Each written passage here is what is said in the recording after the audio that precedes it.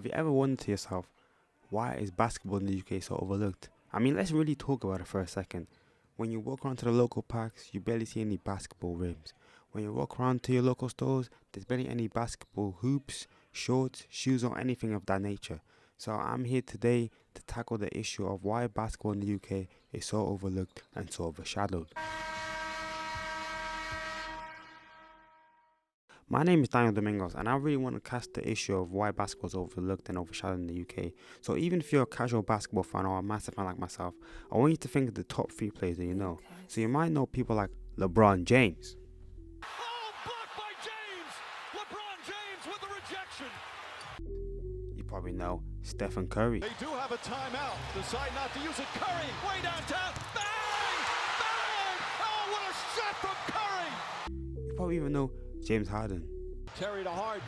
Harden at the buzzer. Oh, he knocks it down! But could you even tell me one player, just one player, that originates from the United Kingdom? Well, Jeremy Soha from the San Antonio Spurs was drafted as the 9th overall pick in 2022. He became the first British player to get drafted into the NBA in over 20 years, as he was raised in Milton Keynes by his mum and father. In a previous interview with The Mirror when he first got drafted, Jeremy Soha explained how difficult it was growing up in England trying to pursue the dreams of basketball. He was quoted saying, "It was difficult.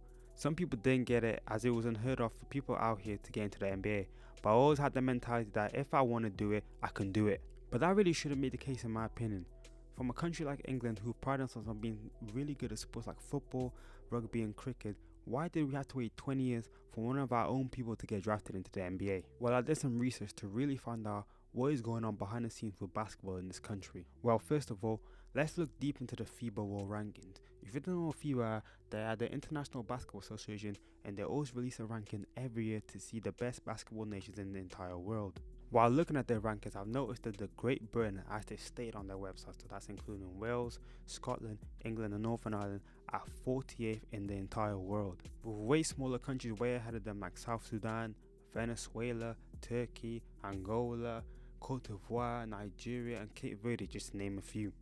One of the main reasons this may be is because the UK government doesn't provide the right amount of funding for the national team. Between 2013 and 2017, on average, basketball team received £9.25 in participation, whereas cricket team received £70 and rugby union teams received £60. While basketball organisations to be receiving less than the current UK minimum wage, which really goes to show the state that the sport is in right now. But there's no better person to ask about the current state of UK basketball than a former player themselves. So this is why I asked Victoria Sanker, who used to play youth level, about her development in the UK basketball scene. I personally think that the sport does not get support from the government, only because like when I started playing basketball, there was not really support for like women's teams and the youth groups. It was just a lot. There wasn't a lot to like be able to compete high standards. You know what I mean? People couldn't afford to make teams, or like um people had an idea to make teams but thought, oh, it couldn't be reality, only because like they didn't think it could become something big because of a lack of knowledge. And it doesn't really get much funding because I looked in 2023, the women's team got allocated like 1.3 million and the men's got allocated 2.925 million. Like there's still a lack of faith in the women's team, and it kind of hinders our resources, like our chances, everything to become at like to be able to play at a higher level. You know what I mean? Like we don't get coaching, um, quality facilities. Like there's a whole lot, but it will get better eventually. As you can clearly see, Victoria was not pleased with the lack of resources and funding that she had to go through as a youth player. I then managed to ask Victoria one more question about her youth, and it was, how was your development here but the lack of resources towards the sport? I'd say my development was affected because, like, when I used to play, like, I wouldn't consider going to professional level only because it was never talked about with my coach. He'd always say, "Oh, come back next week, have some fun." Yeah, we never talked about going somewhere further. Like people used to tell me I was good at basketball, my height was good, but I was always considering going professional. But I couldn't do that because, of course, a lack of knowledge from my part, because I didn't know there was anything further, and it's always overlooked. Um, there still wasn't a lot of teams to compete with, so I couldn't really like see how good I am, like how good I can get. You know what I mean? Like it gets to the point where you just have to give up. And yeah, I found a new sport that was competitive, and it was football. So that's what I'm continuing with right now. That's my journey. And unfortunately, just like Victoria said, most people who start off playing basketball, they might be one of the most talented people you may know. I definitely play another sports. Like think about the most athletic person you know that would fit a perfect description of what a basketball player should be. They most likely play the sports like football, rugby, or even cricket. 70% of people who play basketball week in, week out come from minority background, whether that being black, Asian, or any other ethnic group. And on top of that stat, 90% of people who are minimum wage come from a black, Asian, or any other ethnic group. This meaning that most players who come from an ethnic background will simply never be able to play basketball at a high level simply because they cannot afford it. This isn't like football where you can start off at a senior league level or semi-professional level and hope that a club might sign you from the Premier League or the Championship like Jamie Vardy so you can have a rags to riches story. That simply isn't the case in basketball, and that never happens. For you to make it big in basketball, you have to get drafted by an NBA team, which meaning you have to transfer to an American college and hopefully do well there. If you don't do well there, you go into the G League, which is like the championship or the development league for the NBA. And God forbid you don't do well in the G League, otherwise you'll be stuck on what I like to call the basketball purgatory. This is when you try to look overseas to play basketball, but each season you might play for a different team. So in season 1 you might play for a team based in the UK, in season 2 you might play for a team based in Lithuania, and in season 3 you play for a team based in Australia. And there are so many great basketball players stuck in this purgatory purely because they couldn't afford it at youth level in their childhood. But enough of me rambling on. Let's get the opinion of someone who literally lives and breathes basketball every single day of their lives. I spoke to Sam Nita about the topic, and he'll tell you more about himself now. My name is Sam Nita, and I run British basketball media platform hoopsfix.com, with the UK's largest basketball website that covers the game at every single level up and down the UK. Also got a not-for-profit foundation, the Hoopsfix Foundation, whose mission is to grow and raise the profile of basketball in the UK. And through that, we run events every single summer, including the Hoopsfix All-Star Classic, a showcase of the top junior talent, and the Hoopsfix Pro-Am, which is a summer league for pros and semi-pros, males and females, to play for 5 weeks at Brixton Rec. Now that Sam's introduced himself and his organisation, I was then able to ask him, do you feel like basketball in the UK is underappreciated? Yeah, I guess I do feel like basketball in the UK is underappreciated. I think anyone that is involved with basketball feels the struggle of being in the UK. It gets very little media coverage. It gets very little exposure. It's hard to find out information or find out about it unless you are actively seeking it. It's never just falls in front of you. Whether that's going on BBC Sport website or whether that's watching the news in the evening on TV, whether that's just flipping channels and finding a live broadcast. It's definitely sort of hidden away. But I think those that are in it know that it's got a very tight knit and big community at the grassroots level. And I think there's many people that are working towards trying to change that, grow it, and help put British basketball on the map. And finally, Sam gave us thoughts on how to improve the sport for UK audiences in the future. I mean, to improve the growth of the sport for the future, I mean, it's a big question. I think if anyone had the answer, we wouldn't necessarily be in the situation that we're in now.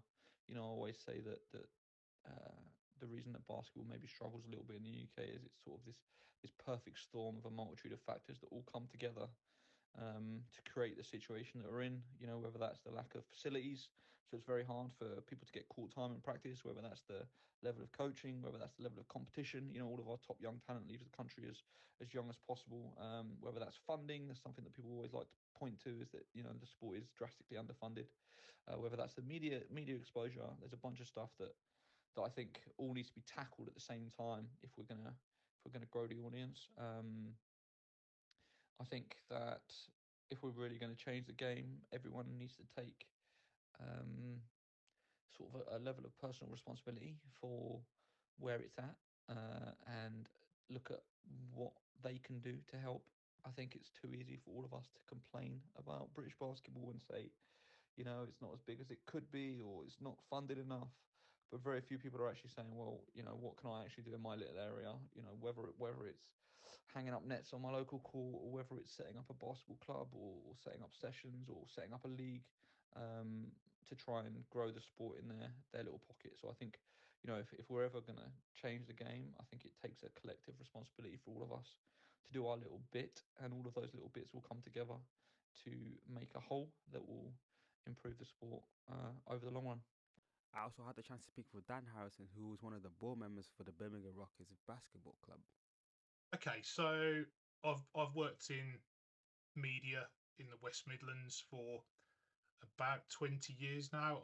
I have a strong sports background, mainly in football. So I was a club journalist for Aston Villa for nearly a decade, and then I've moved into my current role, which I work for Greater Birmingham Chambers of Commerce, which is a business organisation, and we get to hear about a lot of things going on in the city. And so about 3 years ago, I was invited to join the board of the City of Birmingham Rockets.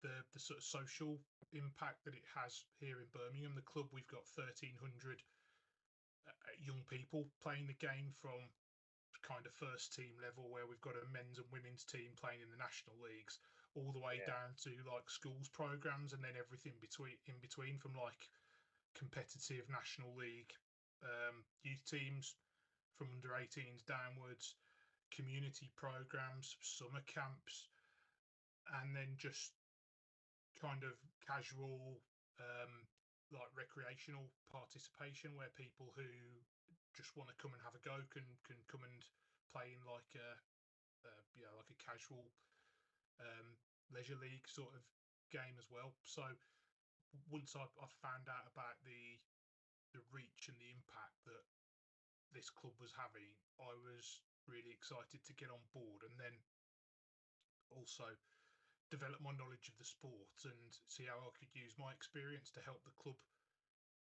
grow and make an impact in terms of growing the game of basketball here in Birmingham too. There's the chief executive and founder, Rob Palmer, who's an amazing guy. He founded the Rockets basically as a community project with a bag of balls and like 12 or 13 players, and he's grown it into this huge thing that and then Kirk Dawes, who's the chairman, who's again got an incredible basketball background, and he's helped to grow the club from the ground up. So my background's in media, and so essentially I help with strategic support and advice on how we can raise the profile of the club through your kind of digital media and gaining some traction within the wider sort of Birmingham area through harnessing the power of the media and the press. After talking about how Dan got involved with the Birmingham Rockets, we then shifted the topic on how the British media can rise the profile of basketball compared to other sports like football or rugby.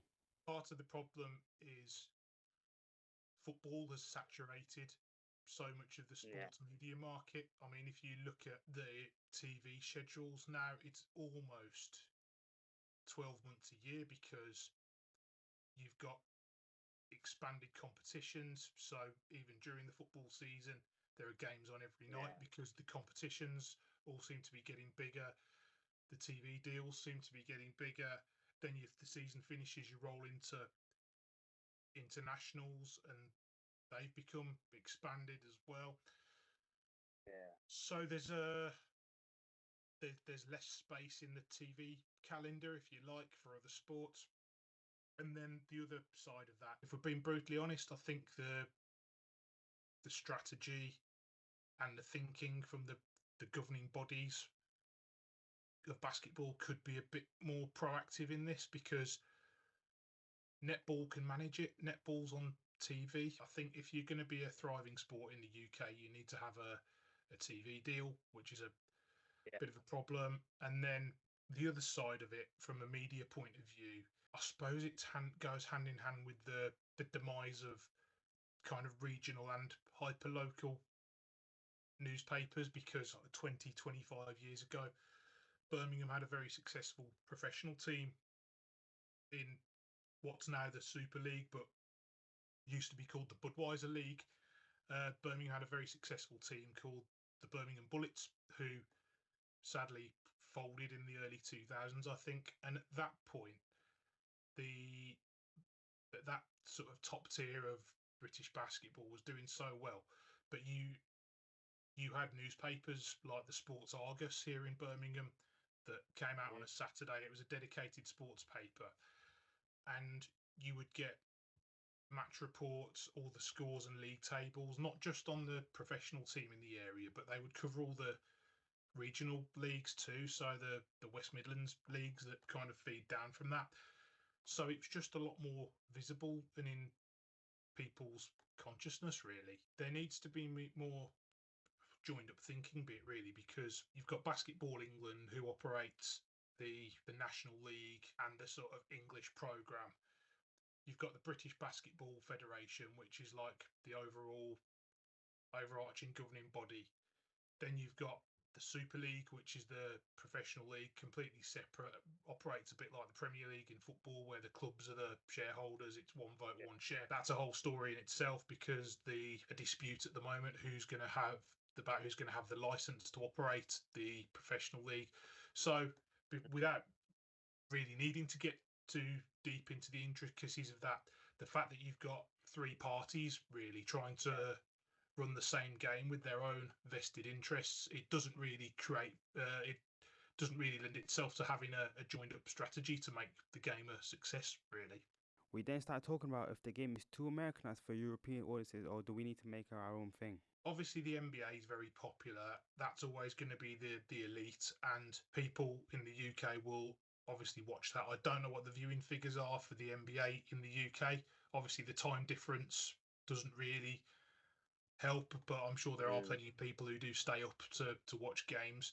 But as a sports fan, there's still no substitute really for getting out and watching a live game. So if it's marketed properly, I think people would go. The interest's definitely there, because if you look at participation levels, I think it consistently ranks in the UK sports surveys as the second most popular team sport in terms of participation in the UK, behind football. So yeah, I did research on it, and over 1 million people play basketball a week between the ages 16, I think, 25. So it's like young adults to teens. Yeah, I think it's something like 12 to 15% of the school age population play like on a weekly basis.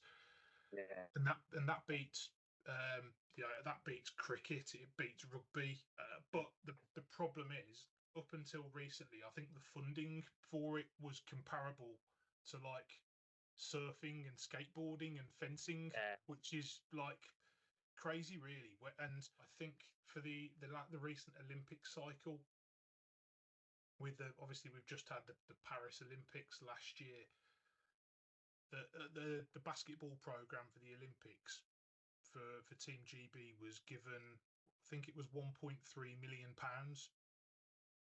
and for the LA Olympics in 2028, they've now decided to double that to nearly £3 million, which is a step forward. So you'd like to think that the dial is turning slightly, and also obviously the 3-on-3 version of the game is becoming really popular as well, which is something that's really being pushed over here. So hopefully that dial will turn, because, as I say, the interest certainly from young people is there. The flip side to that, when you're talking about competitive programs like the Olympics, is that in terms of quick returns, you can put sort of Sport England and UK Sport, they could put kind of 10 million quid into a sport like cycling, and they know that they're pretty much guaranteed a return in terms of medals. Whereas basketball, it's going to be a longer term return, because we've got to catch up with not just the US and China, but also countries like Spain, Portugal, and Eastern European countries as well, where they're going great guns with their teams and their production of players as well. And finally, to finish off the interview, we talked about what will it take to make the sport mainstream. Okay, so I think they need to establish the top division really of the professional game. It needs some stability so that it can build it from there, because I think there's only 8 clubs in the Super League at the moment, and it's not reaching some of the bigger cities. So obviously we'd love to have a professional team here in Birmingham. There's been several attempts to get one off the ground, hasn't happened yet. There are other cities as well that don't have one. And I think investment in the infrastructure, obviously basketball facilities are very expensive.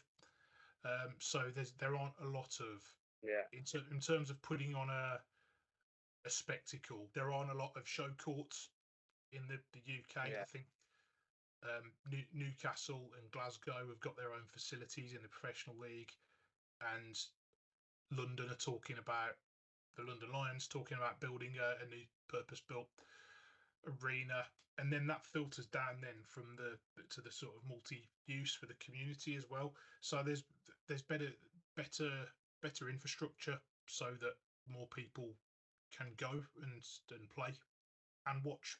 And finally, also from the Birmingham Rockets, I spoke to Jordan Dawes to talk about his experiences in the current system of UK basketball. So I've always been around basketball my entire life. My mum and dad actually met because of it. I'd be a baby on the bench of my mum's team. It was something that I was always around. Some of my earliest memories, first friends, running around the basketball court when my dad was coaching in the National League here. So it was sort of a natural progression for me.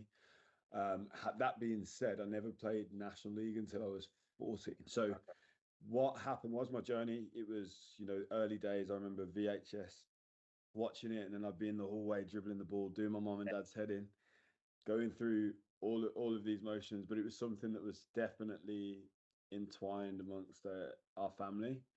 Then from there, I was always playing, always loved to play, was playing at school, like putting in work in the garden, like it was something that I just loved. And then from there, at 14, I went to trial at City of Birmingham Rockets. So within that trial, I actually didn't make the team. That had been my first National League team, the first proper club. I didn't make it. They invited me back to some community sessions on Wednesdays. I would go every Wednesday and I'd just be trying to work really hard. I think after a month of those sessions, they invited me to play with the National League team, which fortunately was, one of the best teams in the country at that time. So that year was really good for me, a learning experience, being around some of the best players at that age group in the country and getting to compete all the time, every week, like intense sessions. Like it was very much performance. Although it was young, like people wouldn't get into games, and it was very much that's the way it was. Then from there, I remember there was a game in the national quarterfinals. We played Manchester Magic. I didn't get on the court, and I played like 30 seconds, and it was like, wow, this is what it feels like to be that person that doesn't play. And that was a feeling I never wanted to feel again, especially like in my junior age group. So I went to work that summer, and then the next year ended up playing well, having a really good year, being in the England development team and progressing year on year up to under 18s. And that was my life at City of Birmingham Rockets. Like I love the club. That set the foundations for me. The now CEO, Rob Palmer, was my coach, my first coach. And he was, we had a very good, talented team, a lot of streetwise individuals, and it needed somebody to be quite tough at the top. And that was Rob. Like we could be up like 60, 70 points in a game, and if someone made a mistake, he was still on to you. It was the standards that we were playing, the standards that we made for ourselves. And it was something that I loved and made so many friends from all over the city from it that I still have today. Jordan then gave me some insider information on what it's like to play for the Birmingham Rockets and what it's like to being around his childhood club every single day. I'm in a super unique situation. So obviously I have my contract with City Birmingham Rockets, where I'm fortunate to be paid to play. And then also I have I'm in the Royal Marines. So I have an elite sports agreement with the Royal Marines where they release me to fulfill my contract so I can be at all the training sessions, all workouts, all the gym sessions and everything else. And essentially, what do the Marines get out of that? They get to use it for recruitment. Like, look at this guy. We let him be a professional athlete as well as, and it looks good for the corps. So yeah, it's been a very unique journey. And then we got on the topic of why basketball is seen as a lesser sport compared to the big boys like football or rugby. Yeah, so I think the first thing is making it feel like a professional environment. Like, if you go to watch a professional football game or rugby, or even at some of the arenas that we have with basketball. So if you go to like Newcastle Eagles or like Plymouth Raiders, they were probably the first people doing it like this. It was say Plymouth that's what they were back then. And when you used to go to their games, and Newcastle still now, Leicester Riders now in the arena that they're in, it feels like the players have that glow. You go to watch football and it's almost like these people are like glowing in this environment. And it's great. Like, you can go to some arenas where that very much is the feel. It feels like if somebody's coming in to watch the game, like they could become a fan rather than this being, oh, this is nice to do on a Friday night, but as a one-off. And that's what we have to create. I think there's too many venues that we have where the professional environment isn't taken care of to the level that it needs to be. And obviously what comes, why is that the case? Because we look at the money that's invested in, so it makes it harder to be like that. But trying to create this professional environment, and being a professional starts way before getting paid, right? Like, it's a standard before the destination of being paid. So it's having that sense of aura around the players as well, around that first team environment that really wants people to aspire to get there, that gives it that professional feel, which other people can feed off, and also that exclusive feel, if you know what I mean, without people having to force this exclusiveness with pretentiousness of like, oh yeah, I play in this league. Like, we don't want that. So I think it's difficult because it's like, what comes first, chicken or the egg? And it's also like, we need money to make money, but how do we get to the point of making money to make all the venues feel like it does at Newcastle, it does at Leicester now, and these places? I then asked Jordan a similar question that I asked Dan Harrison, and that is if the game is too Americanized for European audiences. So this is the other thing. I think we sit in a really horrible position where we're like, are we European style or are we American style? And we have this conflicting style of play, which is a really hard thing to manage.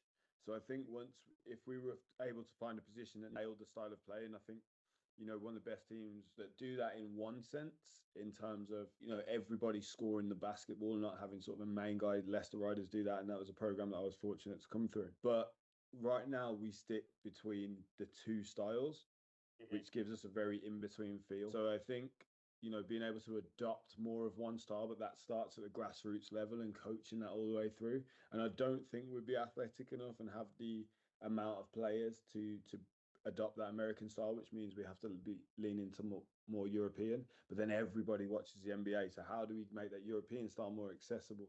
How do we, get people to watch that when all we want to see is, highlights of SGA or all these guys that are doing these crazy things? Like, it's not how we play here. There's been a lot of talk online and within social media that UK basketball needs a full reset. So Jordan gave his thoughts on that topic at hand. The thing is, it's so difficult to have that full reset because people will be offended because they're already, people have got jobs and are making their way through the game. So we just need to find a way where it's beneficial to absolutely everyone. Now, that's a damn near impossible task. But how can we, make something attractive that people want to refurbish their program? They want to rejuvenate it from the inside out when the program's already working. Like, how do we raise the level of coaches? How do we get our young players to watch, high level basketball? Because one thing is, and even some of my teammates now, like, I speak to them and they don't even really watch basketball. And I'm like, you're playing in, one of the best leagues in the country, and they still don't really. And I'm like, there's so much learning to be done by watching. And I'm not talking just 2-minute highlight reels or, what NBA.com put out today. Like, not that, like, full games. Like, can you understand why this play is run? Can you understand why this person is getting the look in that corner? Is it because he shoots 40% from that corner and only 30% from the other corner? Like, all these things come into it where, like, but further than that, actually really taking an interest in what's going on behind the scenes. Like, what do they have access to? But then not feeling entitled and being like, oh, we should have this, we should have that. Like, understanding where we are in the game, but also, being humble enough to push it forward, but also respecting yourself enough to get out of it what you should demand. And this is another problem that I foresee that holds basketball back for any English player, especially to play, well, the majority of English players to actually get on the court in the now Super League. They have to go overseas to get validated to then come back to play. Whereas when you look at European setups, they will take the chance on a player if they believe he's good enough. But here it's like, because of the business of basketball, people want to keep their jobs, right? So they want that player to go and flourish elsewhere and then come back in. yes, of course, going and get experience in another place is always going to help, but also having the belief that we can grow that player and actually invest in time, money, and energy into that player is something that's really important to bring them through to the first team, because then we can start to mold players in the style that we want them to play. But nobody really wants to take that risk, because, you know, if they take that risk and it doesn't pay off, then it's their job. But if people are backed and they're able to take that risk, and, you know, you can start to create players like Miles Hesson came up through the UK, Jamel Anderson, he's been in the UK. Like these are guys that were brought here. They had, you know, Essex Pirates at the time was brought in, and they were molded here, and they fit the game really well. And then Miles has gone on to do some great things. Jamel's gone on to do some great things domestically. Miles internationally, like all these things are what we need to look at. Like it can be done if we actually trust players that are in the UK. But we have a real issue when we hit 18 here and it's under 18s, and then you have to make the jump to men's. You know, bridging that gap between when they're ready to play at a men's level, like maybe in the Super League or even in Division 1, and 18, like that's a big jump. Whereas if you look at the States or the European system, there's ways that we can still carry on the development of players. Like right here at 18, it's like your development can stop unless you go to a decent university. And finally, we go on the topic of where basketball will be in the next 5 to 10 years. There's a lot of work that needs to be done, and obviously we're at a pivotal time right now with, you know, the development of the league structure and everything else and how that looks. You've got people like Ryan Richards with Richards Elite that are doing some great things for the game, and there's a lot more sort of private entities that are finding a way to, you know, to put food on their own table, but, you know, still develop basketball in the UK. So that's really good. Like more trainers, you know, better skill work, as long as they're good and they're actually investing in their time and in their ability. So 5 years is, I think we're at a really pivotal point, and hopefully we can gain the traction to progress and improve. But there's so much infighting, so much political stuff that goes inside the game, that at the end of the day, like if someone like me that, you know, that's been the young guy that just wants to hoop at home, like people have to get over their egos for this to happen, and sometimes you have to work with people that you don't like, but you share a common goal. As you heard from all those three guys, the UK basketball scene is not in a currently good spot. But with the upcoming 2026 Olympics and the governing bodies finally investing money into the sport, we'll see the sport get a rising boom, and hopefully by 2030 the sport will be bigger than ever. If there's one thing you took away from this documentary, I really hope is that you invest into basketball, you go support your local club, you go and invest in your local hoops, you go buy the merch, you go do everything to make this sport bigger than it is, because this sport is way too beautiful for it to be down in the dumpster like it is right now. But I've been Daniel Domingos. I really hope you've enjoyed this documentary on why basketball in the UK is so overlooked.